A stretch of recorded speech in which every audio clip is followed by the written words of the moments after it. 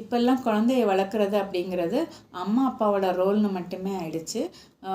இதெல்லாம் போன ஜென்ரேஷனில் வந்து ஜாயிண்ட் ஃபேமிலியில் இருந்தனால குடும்பத்தில் வந்து நிறைய பேர் இருந்தாங்க. அம்மா அப்பா கூட தாத்தா பாட்டி சித்தி சித்தப்பா இந்த மாதிரி நிறைய பேர் சேர்ந்து குழந்தைங்கள பார்த்துக்கிட்டாங்க.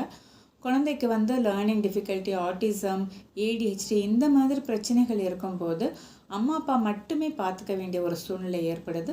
அதுவும் அப்பா வந்து வேலைக்கு போயிடுறனால அம்மா மட்டுமே அந்த குழந்தைய பார்த்துக்கணும்.